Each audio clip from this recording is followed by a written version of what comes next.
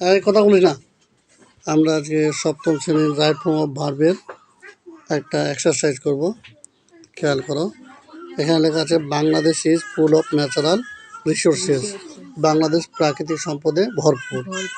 The prosperity of the country depend on the prosper utilization of the resources.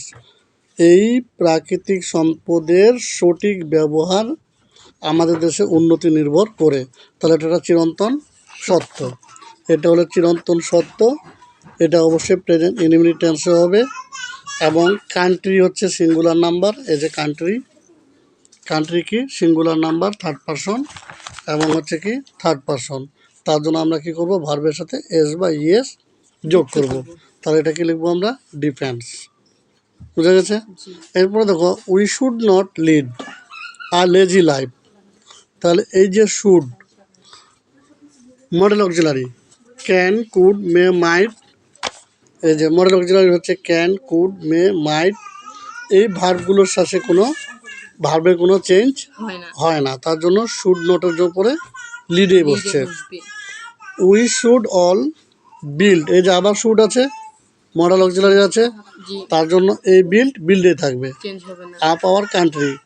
তারপরে for this reason we have to, এই যে two আছে, two এর পরে যে ভার্ব থাকবে সে ভার্ব কোনো চেঞ্জ হবে না, সেটা যেটাই হোক। যেমন I like to go to Dhaka, I like to go to Dhaka. এই যে টু এর পরে যে ভার্ব থাকবে সে ভার্বটা চেঞ্জ হবে না। এটার নাম ইনফিনিট বা নন ফিনিট ভার্ব। তারপর কথা ছেড়ে দিচ্ছি এখানে। হ্যাঁ, no nation can prosper without industry. We should be, এই যে শুড বি আছে, সরি ইট শুড বি, এটা হচ্ছে পেসিভ ফর্ম। আর যদি কোনো বাক্য যদি পেসিভ ফর্মে থাকে তাহলে তার কত নম্বর ফর্ম হয়, ভার্বের 3 নম্বর ফর্ম হয়। তার জন্য এখানে কী হবে, remembered that industry is the key of success. If we idle the days away, এটা একটা অভ্যাস বোঝাচ্ছে। If we idle the days away, তার জন্য এটা উই হচ্ছে থার্ড পারসন প্লুরাল নাম্বার। আর থার্ড পারসন প্লুরাল হলে প্রেজেন্ট, এটা যেহেতু অভ্যাস তাহলে present indefinite tense. Present indefinite টেন্সে যদি থার্ড পারসন প্লুরাল নাম্বার হয় তাহলে ভার্বের কোনো চেঞ্জ হবে না, যেটা আছে সে বেস ফর্মটাই বসবে।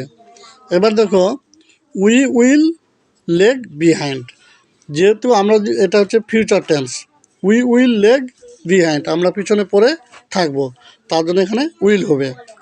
দ্য নেশন দ্যাট, এই যে নেশনস আছে, আমরা জানি নেশন হচ্ছে এক বচন আর নেশনস কি বহু বচন। তাহলে বি ভার্ব হচ্ছে am, is, are, was, war.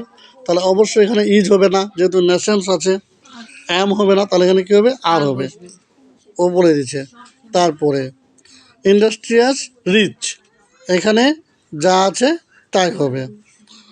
The pinnacle of development, so we should flow them, এটা হচ্ছে কোন tense, imperative, operative tense, operative. So we should flow them, তাদের এখানে শুড হয়েছে।